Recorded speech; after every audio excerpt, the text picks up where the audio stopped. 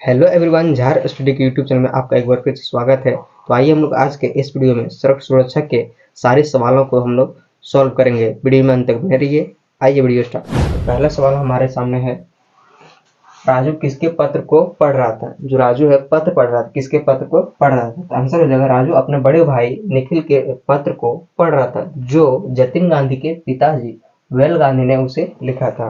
यानी कि राजू जो पत्र पढ़ रहा था वो निखिल जो उसका बड़ा भाई है उसका पत्र पढ़ रहा था। निखिल को जो पत्र लिखा था, कौन लिखा था?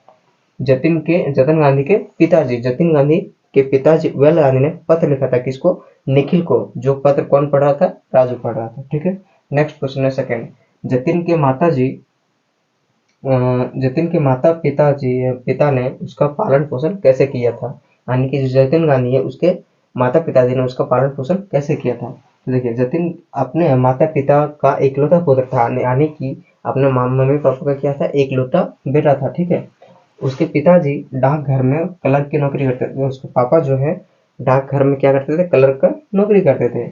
उसके माता पिता अपने पेट काटकर जतिन की पढ़ाई की फीस देते थे ताकि वह इंजीनियरिंग पढ़ के हम सब के लिए बुढ़ापे का सहारा बन सके। यानी कि उसके पिताजी क्लर्क करना काम करते थे डाकघर में, और उसके मम्मी पापा जो है अपना पेट काट के, यानी कि अपने खुद दुख में रहते थे, किसी तरह उसका फी मतलब जो होता था उसको पूरा करने के लिए अपना पेट काटते थे। अपना मतलब जो समस्या था वो समस्या में रह जाते थे, लेकिन उसको फी पेमेंट कर देते, उसको फी भर देते थे ताकि वह इंजीनियरिंग पढ़ाई करके कुछ काम सीख जाए और उससे हमारा क्या होता है? बुढ़ापे के लिए एक प्रकार से सहारा बन सके।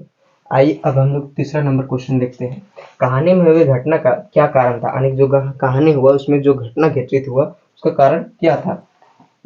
तो आंसर हो जाएगा, कहानी में हुई घटना का कारण शराब, कोहरा, आधी रात में के बाद आने वाली नींद थी। यानी कि जो घटना हुआ उसका वजह क्या था? पहला हो जाएगा शराब, दूसरे बात कोहरा। आधी रात में क्या होता है? कोहरा होता है। और इसमें आधी रात के बाद आने वाली नींद, यानी कि आधी रात हो जाएगा तो क्या होगा? नींद जैसे आएगा ना, तो नींद हो गया। पहला हो गया शराब, कोहरा, फिर आधी रात में आने वाला नींद, तो तीन कारण हो गया। दुर्घटना की रात सब साथीगण शराब के नशे में थे। ठीक है, जो पार्टी करने गए थे, ठीक है, तो आधी रात में लौट रहे थे तो उसमें सब नशे में थे, शराब के नशे में थे। आधी रात को कोहरे में गाड़ी चलाकर लौट रहे थे, यानी कि आधी रात था उसमें कोहरा भी था, तो कोहरा में गाड़ी चलाकर लौटना भी था। तो क्या होता है? नींद लगने से गाड़ी खंभे से जा टकराती है। यानी कि जब लौट रहे थे तब आधी रात थी, 1 बज रहा था, तो उसमें नींद भी लग रहा था, तो जब सब सो गए थे, बाकी ड्राइवर था, तो ड्राइवर को भी थोड़ा बहुत नींद आने लगती। अचानक नींद लग गया और क्या, गाड़ी अचानक जाके खंभे से जाके टकरा गई, जिससे क्या होता है? जिससे उन लोगों की मृत्यु हो गई, यानी कि सबकी मृत्यु हो गई। केवल जो नरेंद्र जो ड्राइवर था उसको गहरी चोट आई। ठीक है, इस प्रकार से जो मेन वजह था इस घटना का क्या था? शराब पी के गाड़ी चलाना, कोहरा कोहरा था रात में, और आधी रात को नींद भी आता था। 3 वजह हो गया इस घटना।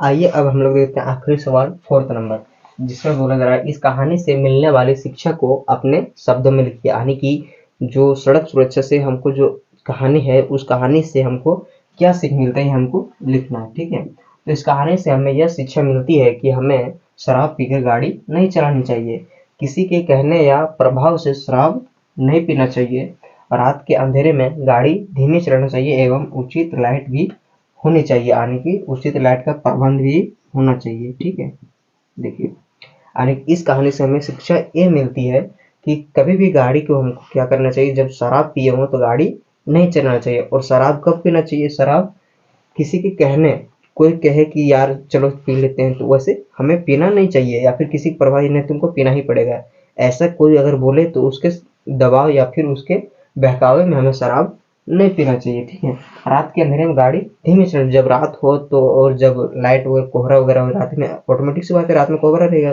तो कोहरा रहता है तो उसमें गाड़ी धीमे चलाना चाहिए। और क्या होना चाहिए? उचित लाइट का प्रबंध भी होना चाहिए, यानी कि ऐसा लाइट जो सामने रास्ता क्लियर दिखाई दे, ऐसा लाइट जो सामने रास्ता क्लियर दिखाई दे, ऐसे लाइट का प्रबंध होना चाहिए, और गाड़ी भी धीमे चलाना चाहिए रात के वक्त। तो इस प्रकार से हमने सड़क सुरक्षा के सारे प्रश्नों को सॉल्व कर लिया, और इसी के साथ में हमारा कृतिका 2 के सारे चैप्टर का अंत होता है। मिलते हैं आपसे नेक्स्ट वीडियो में, तब तक के लिए जय हिंद।